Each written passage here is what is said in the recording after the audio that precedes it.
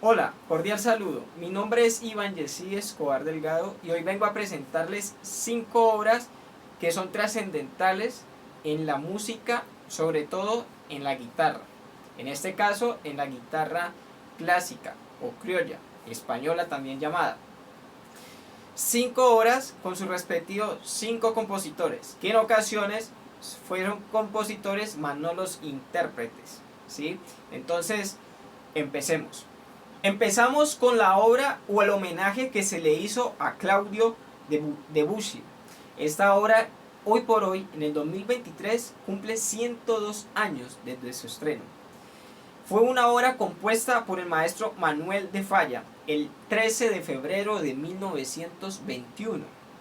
En el Teatro Principal de Burgos acogió este tal estreno, esta obra de arte que llegó a que la guitarra volviese a tener un auge en Europa y en lo que tiene que ver con la música académica, debido a que por mucho tiempo la academia y los críticos han tenido la guitarra en muy bajo estima, pero debido a muchos hombres de la guitarra, a intérpretes, a compositores, a maestros, a virtuosos, esto ha podido superarse, estos obstáculos, y se ha podido lograr grandes avances.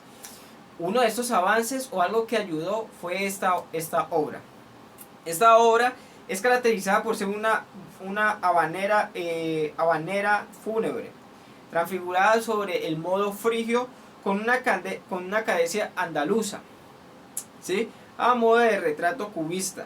El hombre o el intérprete, el guitarrista que llevaría a cabo la interpretación, valga la redundancia, de esta obra fue el guitarrista Miquel Llobet, nacido en 1878 y murió en 1938. Continuamos con nuestra segunda obra. En este caso, sí fue el compositor quien interpretó su propia obra. Esta obra se llama Alogio de la danza, por el maestro Leo Brouwer. Este hombre, nacido en Cuba, creó esta obra en 1964. Esta se convirtió obligado en una obra, en un repertorio donde en cualquier institución, academia, incluso curso de guitarra se tiene que llevar a cabo por su trascendencia y por su gran puesta en escena, se podría decir, de este gran compositor e intérprete. Se trata de una paradigma del estilo neoclásico en general y en algunos aspectos del lenguaje Stravinsky.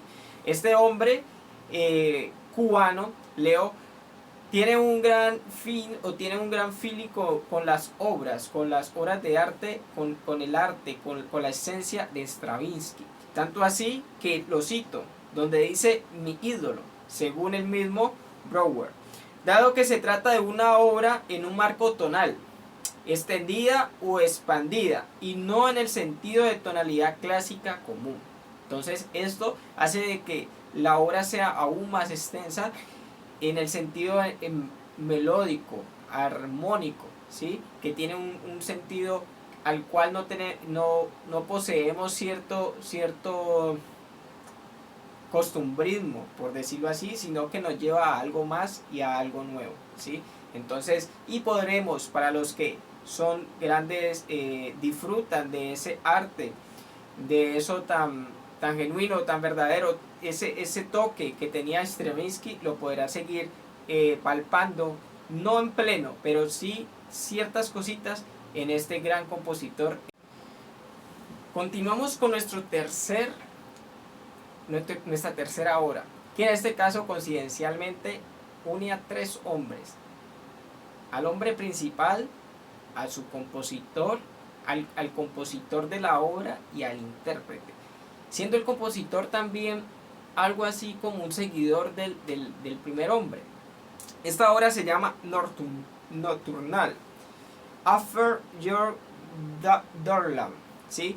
Op 70. Lleva este nombre tan largo, pero normalmente se llama Nocturnal, porque el nombre de John John Durland. Debido a que el hombre, al compositor, que es el británico Benjamin Britten, tomó una obra de él, que ahorita veremos su nombre, su título, y le hizo no arreglo, sino que montó su propia obra sobre esa maqueta. Tomó de la obra de John como maqueta y sobre ella montó su obra, haciendo que entre las dos obras tuviesen un juego y una interacción. Ok, ¿quién fue John Darlon? Este fue un laudista, cantante y compositor británico también, nacido en Dublín, Irlanda, ¿sí? Y esta obra, la obra de Nocturnal, se estrenó en 1963, ¿sí? Pero aquí entra en juego el tercer hombre, el intérprete. El intérprete es Julian Brain. Este compositor, writer, de todas sus composiciones solamente hizo una para guitarra. En este caso estamos hablando de ella, Northern Dark. ¿Cómo será importante o trascendental que solamente hizo una y escogió esta para hacer ese ensamble, ¿sí? Después de varios años desde que se publicó la obra original. Este 22 de noviembre de este año 2023 ya cumple 60 años desde su estreno, ¿sí? La Nocturnal es un conjunto de 8 variaciones o de 8 tiempos, los cuales tienen su propio nombre o subtítulo, ¿sí? Que veremos ahora a continuación. La canción o la obra que se toma para hacer este montaje, este ensamble, se llama Count Heavy Slam, ¿sí? Esta es la obra de John Darlon, ¿ya? La cual empieza con un verso en específico. El verso dice así: ven, sueño profundo, imagen de la muerte, verdadera y cercana a mis ojos, fatigados y llenos de lágrimas. Esta composición se analiza con base a la comparación interválica entre la obra de Britten y Darlon, ¿sí? Esto es muy comparativo. Cuando uno ve la obra, la busca, la investiga, se ve que en ciertas ocasiones o en ciertas páginas ponen el pentagrama de la obra original y la obra a la que se le hizo como el arreglo, ¿sí? Y se ve que las interválicas son similares, los movimientos son similares, saltos de segundas, de terceras, de cuartas, prácticamente en el mismo tiempo.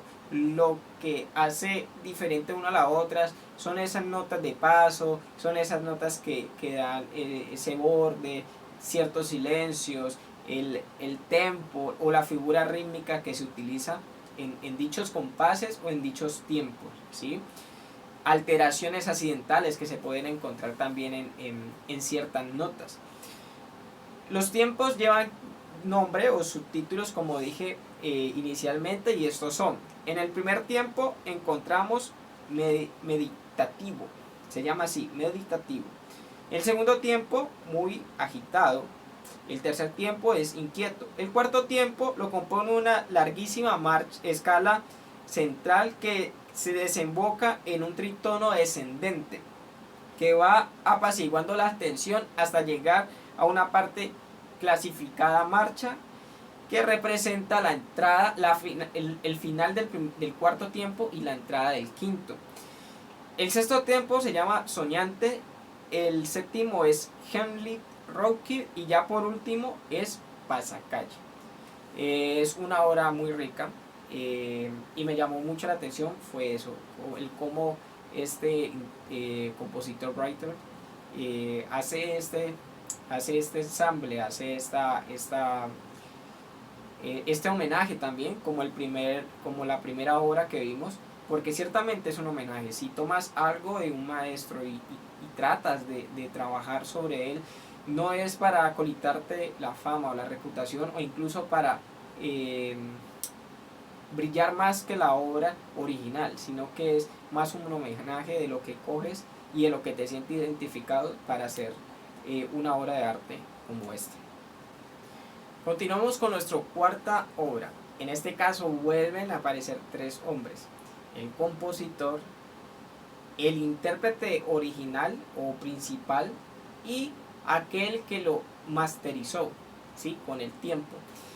Estamos hablando de la sonata de Antonio José Martínez Palacio. Nacido en 1902 y murió en 1936. Muy joven murió. Un compositor español nacido el 12 de diciembre, ¿sí?, en Burgos, como lo dijimos en nuestro en nuestra primera obra, que cierta obra de homenaje a Debussy se llevó al Teatro Principal de Burgos. Este hombre nace en Burgos. Fue una obra que se cree que hay dos manuscritos, ¿sí?, manuscritos.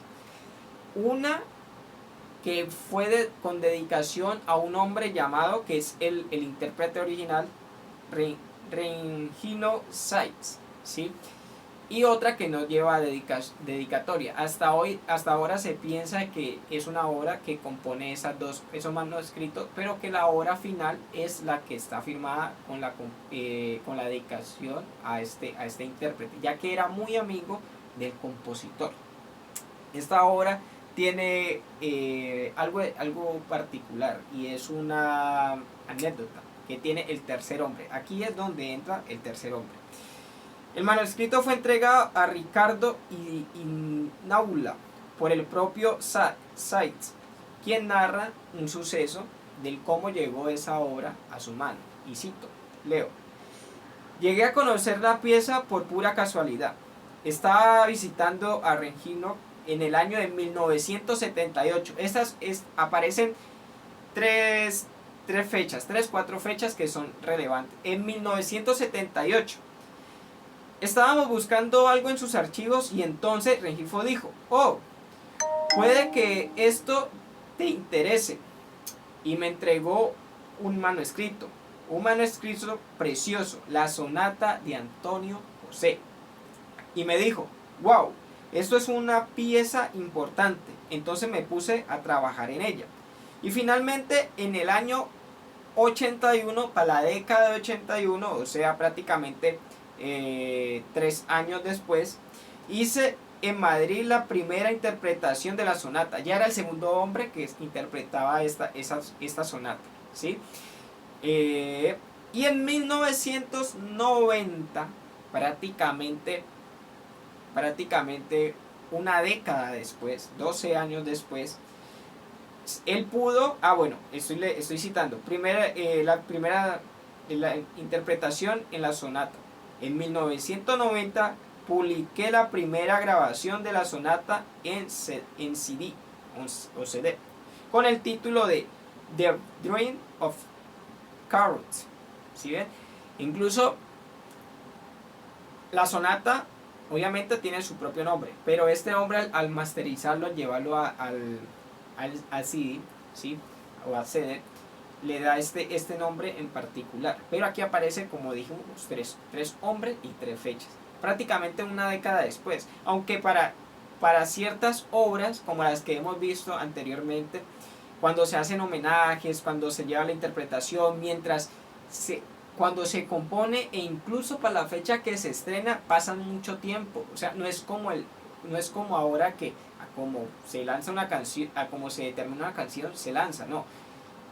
En ocasiones, en el siglo pasado y el antepasado, en las décadas pasadas, sucedía esto: se componía algo y ciertamente después era que se le daba esa interpretación, ese estreno, o incluso, como sucedió con muchos hombres, ciertas obras se llevaron a la interpretación al público, pero fue cuestión de años, de décadas, ¿sí?, para que estas fuesen reconocidas y fuesen famosas, por así decirlo. Entonces, esta es una anécdota, me parece muy bacana, ¿sí?, y por eso la quise incluir en este repertorio de las 5 obras. Y por fin llegamos a nuestra última, a nuestro último, nuestra última obra. En este caso, el maestro Francisco Tárrega. Francisco Tárrega escribió esta obra en 1902, ¿sí? Hoy por hoy ya tiene 121 años desde que se publicó. Este se llama El Gran Vals.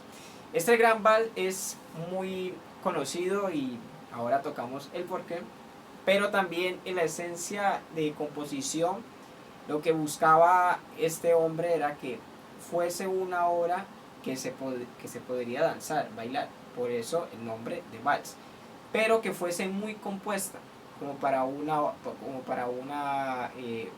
obra, para una orquestación, ¿sí? Pero sin dejar ese sentido o ese feeling para poderla bailar. Esencialmente esta obra tiene algo que es muy particular, debido a que es muy conocida y irónicamente desconocida para muchos, pero hay un fragmento que fue muy viral, por así decirlo, hace un siglo atrás, en las últimas 2 décadas, una década, ¿sí? La última década del siglo pasado hasta los inicios de las primeras décadas y en los primeros años de este siglo.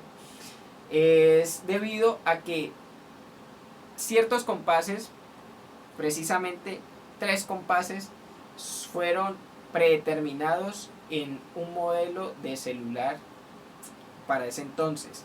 Estamos hablando del modelo de Nokia 2110, ¿sí? o referencia 2110, o Turner también, lanzado en 1904, y esto se convertiría en la primera melodía con trascendencia en un dispositivo móvil. Se cree que este ringtone o este tono sonaba al menos 1800 millones de veces por día y unas 20.000 veces por segundo. Es un fragmento que tuvo como protagonismo el compás 13-16, y ya finalizando el ringtone o el tono entraba el compás 134, ¿sí? Estos compases o esta melodía en este celular se determina que tiene unas 15-20 notas, ¿sí? que se predeterminaron para el sonido, con una durabilidad de 15 segundos, de 15 segundos en lo que dura el ringtone antes de su bucle donde se repite. Y esta compañía que es finlandesa la adoptó durante 17 años. Ya después la descartó. Investigando un poco, se lleva a cabo el tomar esta obra debido no solamente por ser tan antigua, sino que pues ya no había, por así decirlo, a quien pagarle cierto dinero por la utilización de esta obra, debido a que pues Tárrega ya había partido y no había como alguien legalmente, su descendencia o alguien que pudiera pelear esos derechos, el derecho de esta obra. Por eso, después de examinar ciertas melodías y ciertas otras obras, determinaron quedarse con esta, pues porque no tenían que darle el dinero, cierto dinero a nadie. Se descartó ya por la tecnología, por cómo fue pasando el tiempo. 17 ya años de espanto, duró demasiado tiempo, y se acogieron pues ya a más ringtone, más tonos, más melodías, ¿sí? Incluso composiciones ya más ya más originales o características o que son características de idiosincrasia de la propia marca, como muchas otras. Entonces es una obra muy extensa y muy larga, pero también muy bonita, y sobre todo pues esas 3 compases que nos trae también a la memoria y a recordar muchas cosas de nuestro pasado, de nuestra infancia. ¿Listo? Esto es todo. Gracias por ver este video. Gracias por el tiempo de escucharme, de ver, y espero de que haya sido de gran ayuda y de gran crecimiento en la música, intelectualmente y en la cultura. Muchas gracias.